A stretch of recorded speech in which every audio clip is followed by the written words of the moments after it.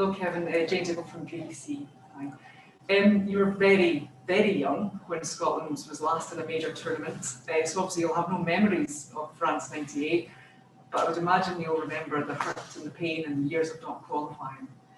Yeah, definitely. I think for especially the players we've had over the past 23 years, it's been a shame we've not been able to qualify, but we've got a great group here and a really, really strong squad, and we've managed to go and do that, and it's about putting a marker down now. Obviously you arrived last night. Can you just kind of describe what the feeling's like at the moment in amongst the squad? Yeah, the camp's in a very good place now. We had 2 days back home. We came in, we got tested right away and sent to our rooms, and thankfully everybody's negative. So yeah, the camp's very good now. The morale's up. We trained this morning and we're in very high spirits. There were a few question marks over the camp being in England, not Scotland. But that doesn't make any difference, does it, I would imagine?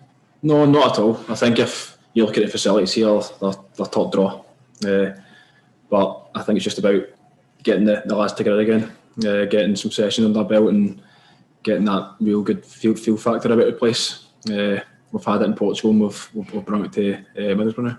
And I think that feel-good factor is very obvious, and it's something that it seems like Steve Clarke has worked hard on with all of you, because of Scotland's track record of not qualifying for so many years, there's always been like a degree of negativity, but that just seems to have been dispelled now. Yeah, it's as if it's been completely wiped since the gaffer's come in. He's done a great job. He's got us playing some good football, and I think you've seen that against the Dutch, then against Luxembourg as well, and I think we're unbeaten a good few games now, so I think we're going to the tournament in very high spirits and looking to progress.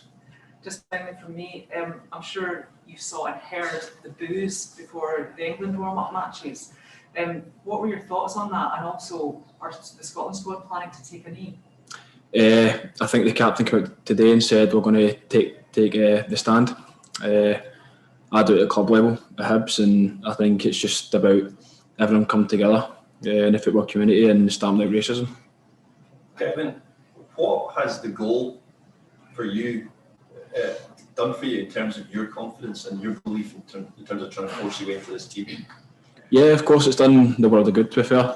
I think as a striker, you come into a set-up and you need to score as quick as possible to get noticed, and thankfully I did that. I think it was my second appearance as well for my country, so I'm glad to get off the mark very quick. But yeah, it's great for my confidence, and it puts my thoughts in the gaffer's head. What are your expectations for what lies ahead in the next couple of weeks? I think for us as a squad, we're looking to get out the group stage. I think we've got a great team. We've got some top players that are playing at the highest level. So I think get out the group stage and we'll just see what happens there.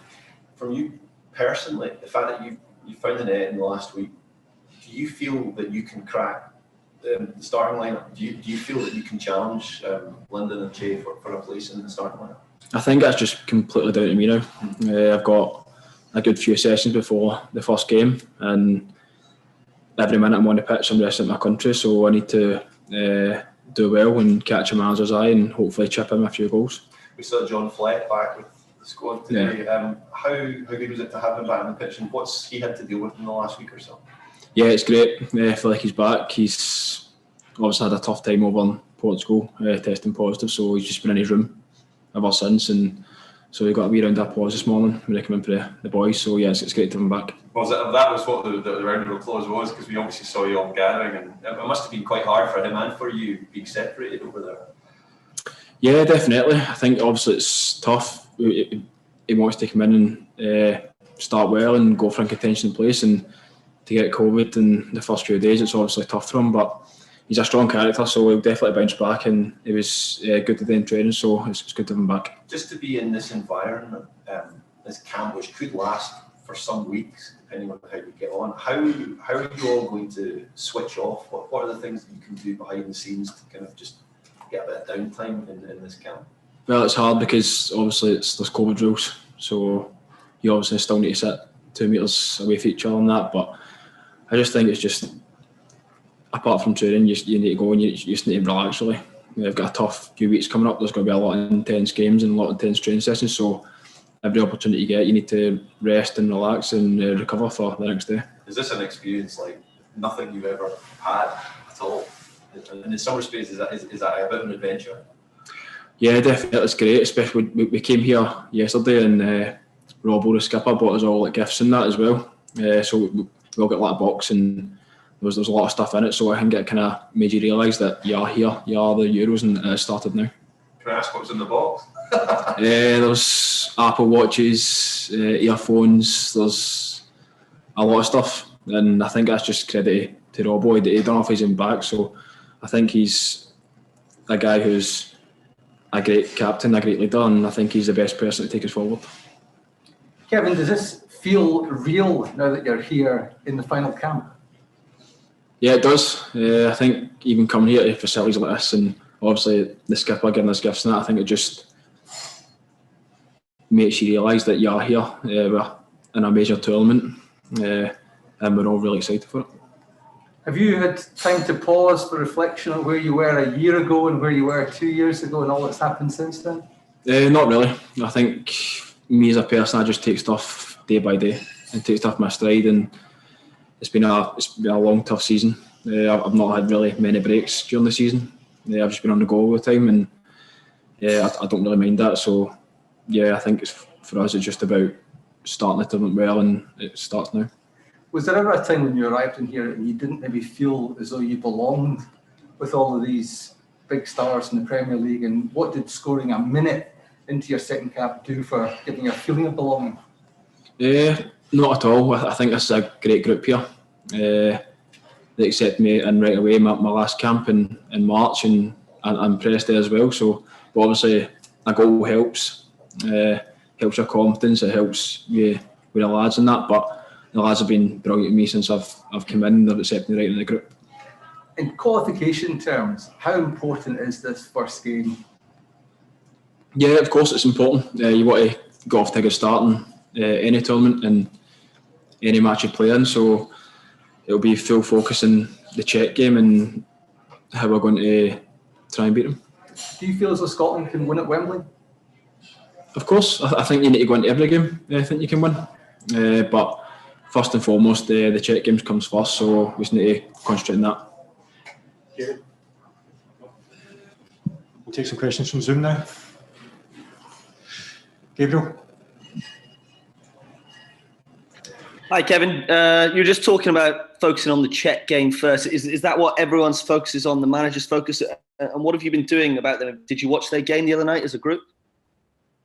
We've not really done anything like analysis and that towards it. It's because we get in late last night, so I think we'll do a bit tonight and a bit over the next couple of days and just kind of see how they play and how we want to play against them. Just going back to where you stay in Rockcliffe Hall, obviously you've only been there for a day or so now, but can you tell us about the facilities? What can you do? You know, is there a golf course? Can you go swimming at all? Is it a case of wall charts and sticker books in your own room instead? Well, the place is massive, so you can go like walks and that as well. And there's the facilities and the training pitch is great. We've got the spa to use, and there is a golf course here, but I'm not too very good, if I'm honest. So I'll try, but. So the facilities are top drawer, and I think it's a great place for us to come and start a camp. Do you know who's the golf champion at the squad so far? I think Robbo fancies so, Greg as well. But there's a few decent players. John McGinn's decent as well, so we've got a few good golfers, so I just need to try and tag along with him. Thanks, Kevin. Andrew McLean. Hi, Kevin. After your goal, the manager was saying in the post-match press conference, he was sort of joking, saying, "Oh, just as well you'd scored because you'd backed yourself in the press to score if you got the chance." Is that a big part of your development and how far you've come? Is the fact that you've got that confidence in your own ability, you back yourself, and whatever level you're sort of thrust into, that you feel you can just get goals at? Yeah, definitely. I think even when I signed my Hibs at the very start, my first interview, I said I was going to come and score goals, and I did. And I think as a player, you need to back yourself. You need to be confident in that you will go in the park and you will score.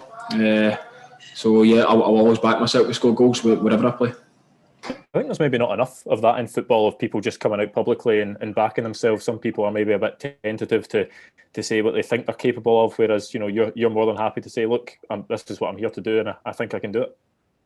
Yeah, definitely. I back myself 100%, and obviously helps that I have kind of followed up with what I've said about the game the other night. But yeah, as a player, you need to be confident, and you need to go with that mindset that you're going to go on and you're going to score goals. I suppose that dream of I was just going to say, I suppose that dream of being able to represent Scotland and score at a major tournament, I'm sure is something that you'll have had throughout your life. Is that something that you're quite excited at the prospect now that you're only a few days away of potentially achieving it? Yeah, definitely. But first and foremost, I think the results are the most important thing for the team. We've got a good squad, and we need to go out there, and whoever's on the pitch, if I got on for 5 minutes or 10 minutes, I need to go on and make an impact and help the team. We'll go to Gavin now. If we could just do one question and then one follow-up question from each person so that we can get a few more folk in, please. Hi, Kevin. Just on that subject of kind of backing yourself, I know the last few seasons you've said you've given yourself targets to hit. Is that something you've done for this tournament as well? Not really. I don't really give my targets away that early, if I'm honest. I'll probably wait until I've scored a few before I say, if I'm honest. But nah, it's just for me, it's just about impressing training and try to go on the pitch first and foremost, then hopefully follow up by goals. And just going back to what you were saying, obviously with getting John Fleck back and getting tested last night as well, and everything comes back through negative, was that a big relief? Was there concern among the players after John tested positive that it might spread, and it must have been a bit of a a real bit of a worry throughout the squad? Yeah, of course. I think with the magnitude of the tournament as well coming up, everyone want to be negative and not have that holding them back. So yeah, delighted of these negative, and now we're really starting to go and put a marker down the tournament. Roddy? You've got 18 goals for your club. That makes you the top club scorer in this squad. Does it give you a bit of swagger, because the fans like a Scotland striker to have a wee bit of swagger? Do you think you have that? Yeah, I think without so. boasting. Yeah, without being probably tailing towards the arrogant side, I think I've got a bit of confidence about me. I back myself, and I know that if I get a chance, then I will put it away. What has Steve Clarke done for you when you've been under his management? He's been great. He's always talked to me in the training pitch. He's always given me pointers, and he's obviously got a lot of experience in the game. So I've listened, and I've learned a lot since coming here, especially playing with people who are playing at a lot better level as well. You need to kind of get to that level, and I think I have. I have stepped up very well. So yeah, the gaffer's been great, and Reedy as well. He's been great with me as well. So yeah, it's been really good. James? Hi, Kevin. You've touched on it already, but I suppose when the draw was made, all eyes immediately went to that Wembley fixture. But given obviously that's the second game in the group, how important is it? How important is this game on Monday? Because that really sets the tone for the tournament, doesn't it? And your campaign. Yeah, definitely. I think all concentration is on the Czech game. It's a massive game for us, and if we can go and get a result there, then it stands in good stead for the rest of the group games. So yeah, 100% focus on the Czech game. And then just looking at another one of the home nations who had to wait a number of years before playing in the Euros, Wales, back in 2016. They obviously enjoyed, fantastic runs to the semi-finals. I wonder if there's kind of room to take inspiration from that run for Scotland. Yeah, definitely. I think anything can happen in the Euros. I think Greece won it one year as well, and no one expected them to win it. So yeah, just first and foremost for us is just to get out the group, then we'll regroup and we'll take it for there. And finally, Craig? Hi, Kevin. Can I just ask, other than the Apple Watch and the headphones, what else was in the box from Andy? There was a shot. There was like shortbread. There was like iron brew. It was just kind of a lot of stuff to do with Scotland. So I think it's a great touch from him. I think it just kind of brings the squad together even closer. And yeah, he's a great guy. He's a great captain. And he's the one to take us forward. Was the Apple Watch a hint towards timekeeping, do you think? I'm not too sure. And what, just fine for me, what did the lads say to him? Was there a lot of thanks last night, or have they been winding him up about it, or what have you guys said to Andy? No, everyone was very appreciative about it. He's obviously without his own way to do that, and I think we've got a skipper that does that, then you'll 100% be backing him. Cheers, best of luck. Wonderful. Thanks, everybody. Good luck, Kevin. Cheers. Kevin, all the best. Thank you very much. Thank you. Cheers, Kevin. Cheers.